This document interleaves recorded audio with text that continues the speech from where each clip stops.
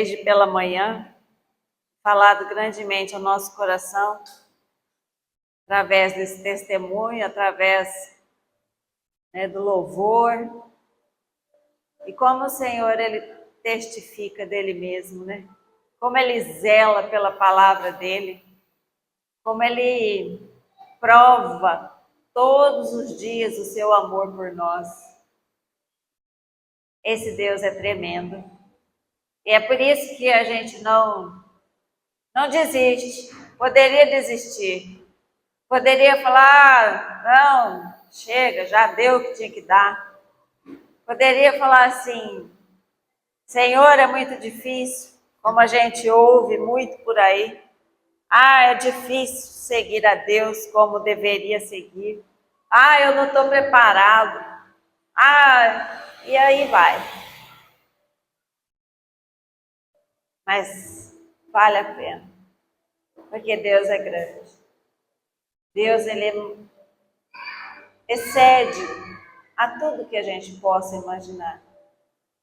E os testemunhos que a gente ouve, fortalece a nossa fé, fortalece a nossa esperança, fortalece a nossa convicção de que tudo que é para Deus, que é por Deus, vale a pena.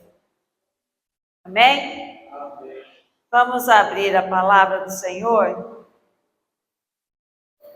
lá em Mateus 27. Glória a Deus. Vamos nos colocar em pé então para a leitura da palavra, em reverência ao Senhor. Nós vamos começar no versículo 57 de Mateus 27. Caindo a tarde, veio um homem rico de Arimateia, chamado José, que era também discípulo de Jesus. Este foi ter com Pilatos e lhe pediu o corpo de Jesus. Então Pilatos mandou que lhe fosse entregue. E José, tomando o corpo, envolveu-o num pano limpo de linho e o depositou no seu túmulo novo que fizera abrir na rocha.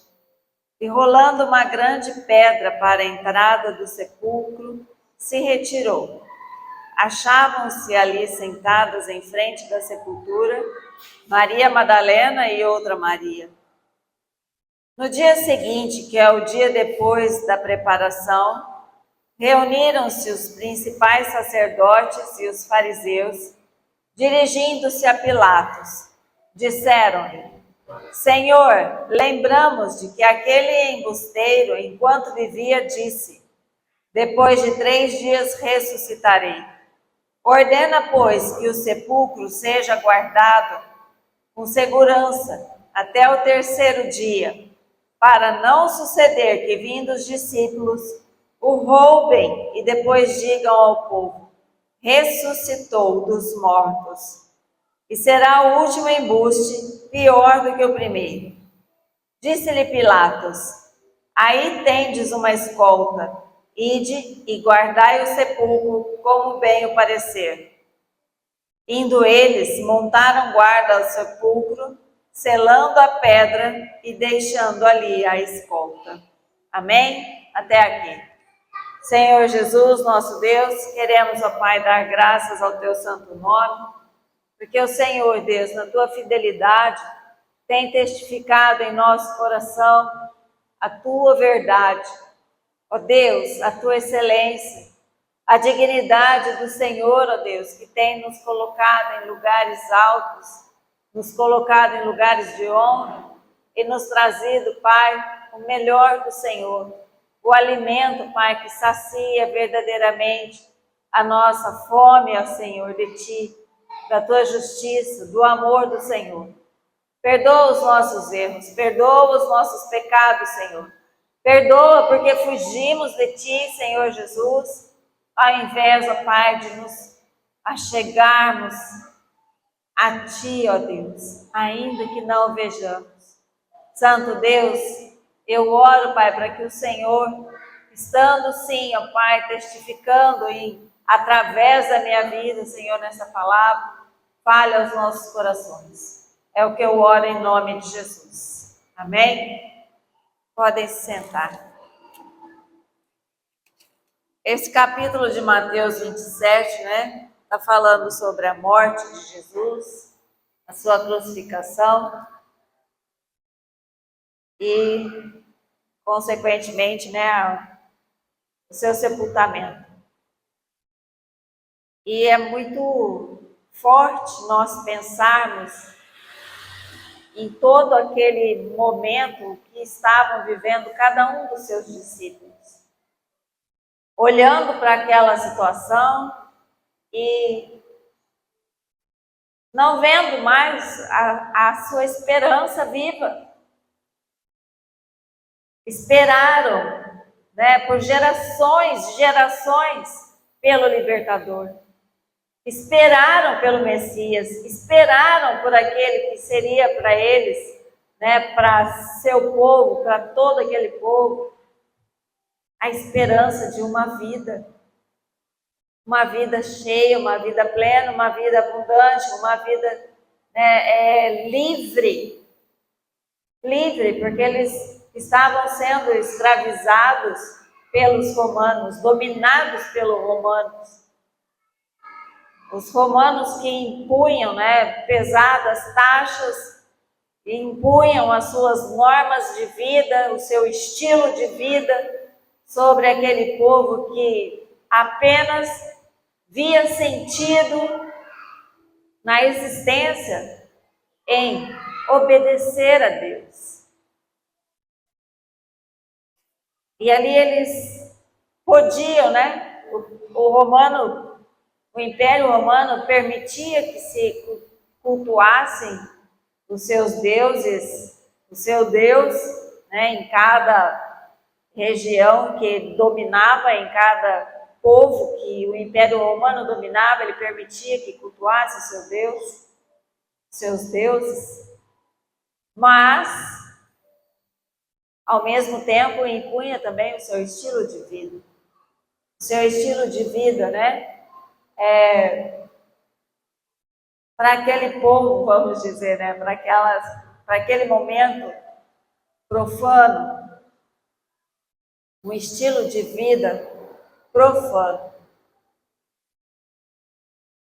que certamente, né, não apenas escandalizava, mas oprimia também a todos ali. Porque viver a santidade de Deus, nós podemos dizer isso hoje, vivemos, né, separados para Deus, e muitas coisas nos escandalizam muitas vezes, nos deixam oprimidos, nos deixam, né, sem sentido. O que eu estou fazendo aqui? Às vezes, né, tranquilamente, né, em qualquer lugar que a gente vá, seja numa praça, num shopping, né, num cinema, a gente vê coisas que nos escandalizam. A gente vê coisas, né, cenas, pessoas, figuras, que a gente se entristece, que a gente fica oprimido. E ali com eles não era diferente. E nós podemos ver aqui uma situação muito forte, em que Jesus, ele seguia cumprindo os planos de Deus, o Pai, para a sua vida. Ele seguia simplesmente obedecendo, fazendo aquilo que ele tinha que fazer. Mas os sacerdotes e os fariseus, inimigos de Deus, tinham a preocupação de mantê-lo morto, mantê-lo de boca fechada, mantê-lo sem expressão sobre o reino de Deus, mantê-lo em silêncio sobre o favor de Deus, sobre a cura, sobre a libertação, sobre a restauração e sobre tudo aquilo que nós buscamos ainda nos dias de hoje, porque somos dependentes desse Pai que cria todas as coisas. E é muito interessante quando nós vemos aqui que os inimigos de Deus estavam preocupados de que o corpo de Jesus fosse retirado da sepultura e alguém viesse e dissesse então que ele havia ressuscitado. E por isso colocaram, selaram a pedra que foi usada para fechar o túmulo, o sepulcro. Como eles selaram essa pedra? Como era feito isso? É muito interessante, porque às vezes a gente pensa, e como vê em filmes, em cordas, cordas bem grossas para segurar bem firme aquilo, e ninguém conseguir tirar.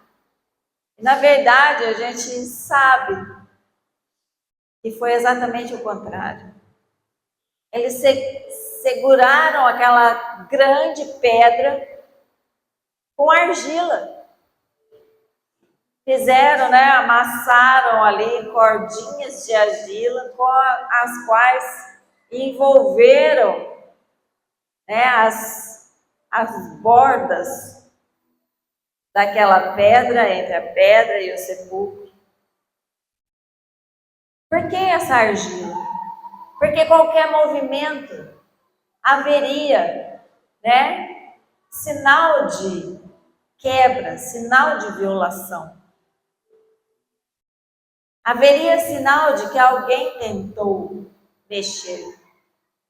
Então eles fizeram isso propositadamente, pegaram um pouco dessa argila e bateram um carimbo ali de Roma, porque se alguma pessoa viesse mexer ali, ela estaria sobre todas as penalidades, todo o juízo de Roma. Então eles tinham que deixar o carimbo de Roma ali, do Império Romano. E os guardas então ficaram ali muito tranquilamente, crendo que estava tudo sob controle. Quem seria louco de vir ali e enfrentar o Império Romano? Ninguém pensaram consigo mesmo. A questão é que o que aconteceu ali não foi humano, foi sobre-humano. Foi algo que não estava no controle de ninguém, que não havia nem como ser realizado e nem como ser impedido de ser realizado. Porque a palavra nos diz, continuarmos lendo aqui no capítulo 28, lá no versículo 2, e eis que houve um grande terremoto, porque um anjo do Senhor desceu do céu, chegou-se, removeu a pedra e assentou-se sobre ela. E assim foi. E Jesus já não estava mais lá. O anjo fala, para Maria Madalena e a outra Maria que estava com ela: venha ver, ele já não está mais aqui. E ele já não estava mais lá. Encontrou-se com elas no caminho quando elas estavam voltando para anunciar aos discípulos que Jesus já não estava mais lá. O que isso tem a ver conosco hoje? O que isso fala conosco hoje? Nós podemos dizer que esses sacerdotes, inimigos de Deus, esses fariseus, inimigos de Deus, eles são representantes de Satanás. Simples assim. Porque o inimigo de Deus não é a pessoa, não é a carne, não é o sangue. O inimigo de Deus são as hostes da maldade. Os inimigos de Deus são aqueles que nós não vemos nas regiões celestes e que precisam ser destronados da nossa vida. Muitas vezes nós temos selado o nosso coração contra Deus e colocado selos no nosso coração contra aquilo que é de Deus.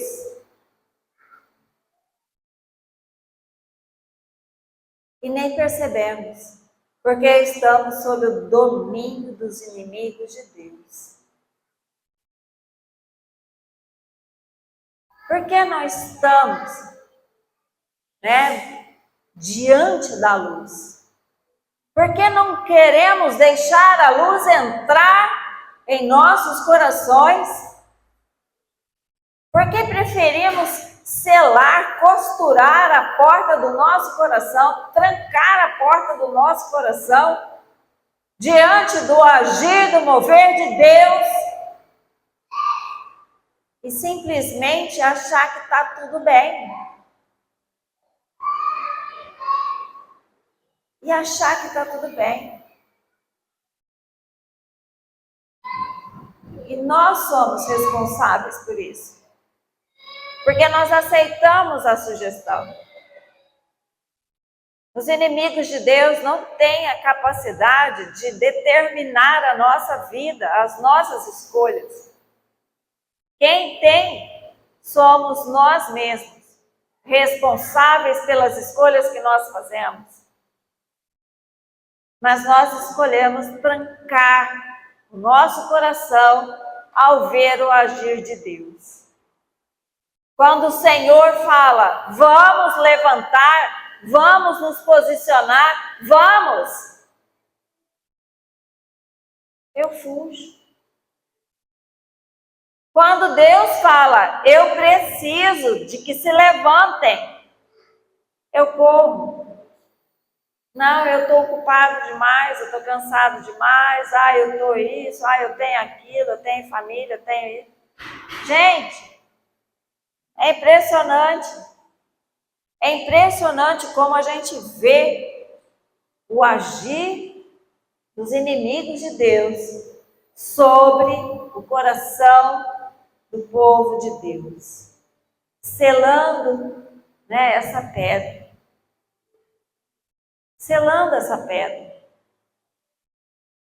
Apocalipse 6:6 fala, eis que estou à porta e bato. Se alguém abrir, eu entrarei e cearei com ele, e ele comigo.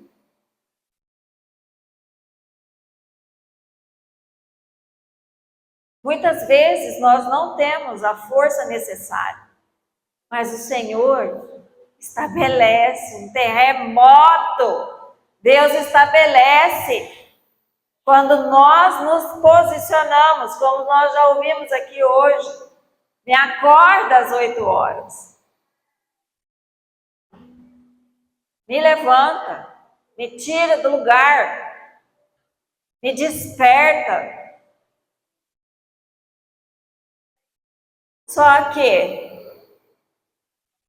existe a ação depois disso, porque Deus ouve as nossas orações e responde. Eu só preciso me dispor a continuar no propósito pelo qual eu falei com Deus sobre aquilo. E não simplesmente, sabe o que é? Hoje eu estou cansado. Sabe o que é? Hoje não vai dar. Sabe o que é? Hoje eu tenho outro compromisso. Sabe o que é? Hoje...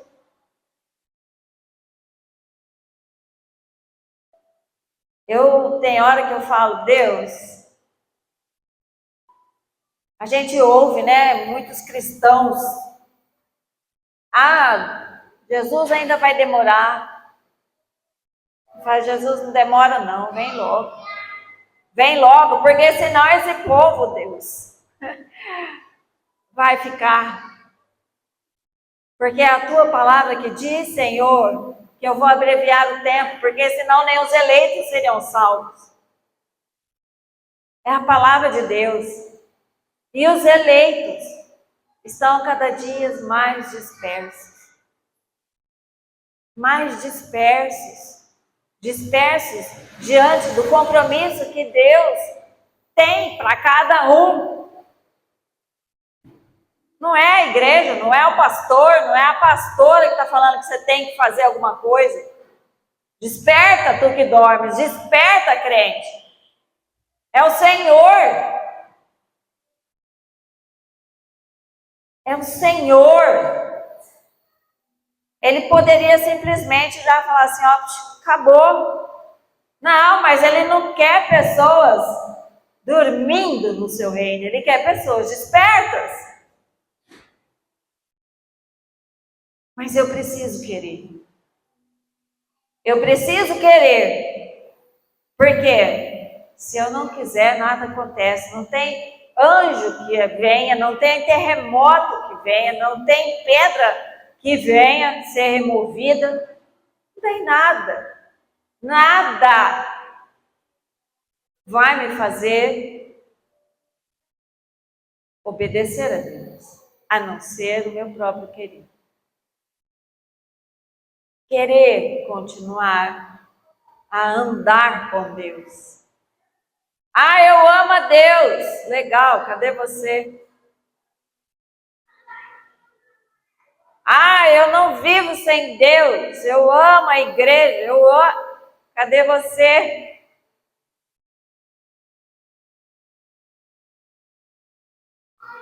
O amor de Deus é atitude.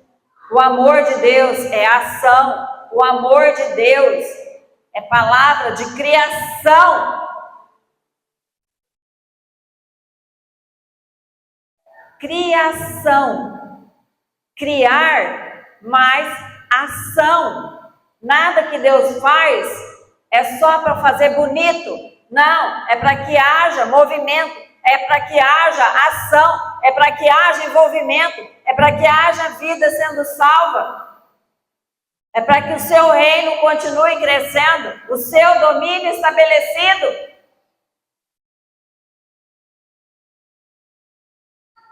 Nada do que Deus faz é só para fazer bonito. Né? Não é só para o crente falar, oh, que lindo. Não. O que Deus faz é para gerar vida. Tudo que Deus faz é para gerar vida. E a vida está atrás dessa pedra.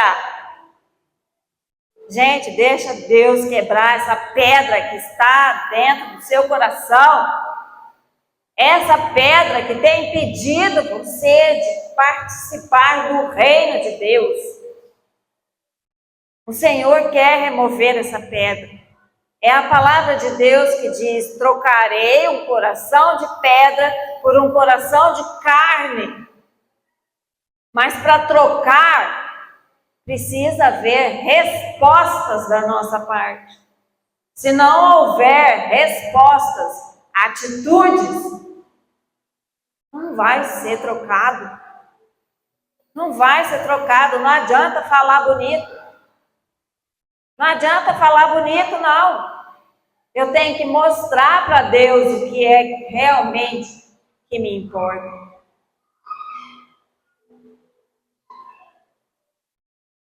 Eu oro sim para que Deus, para que Jesus volte para buscar a sua igreja logo. Eu oro para que Ele venha logo, para que a sua igreja seja salva e não pereça. Cabe a nós, né, resgatar o nosso próprio entendimento sobre o que significa remover a pedra que está em nós. Essa pedra que foi selada pelo inimigo, que vem endurecer o nosso coração, endurecer a nossa mente, endurecer a nossa vida diante do chamado de Deus. Deus chamou Jesus para fora, para a vida.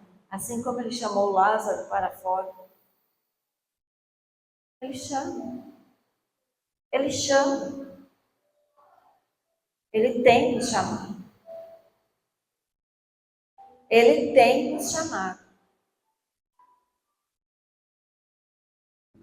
O eis-me aqui, ele não vai jogar um pozinho de pirlim-pim-pim em cima assim e acontecer, não.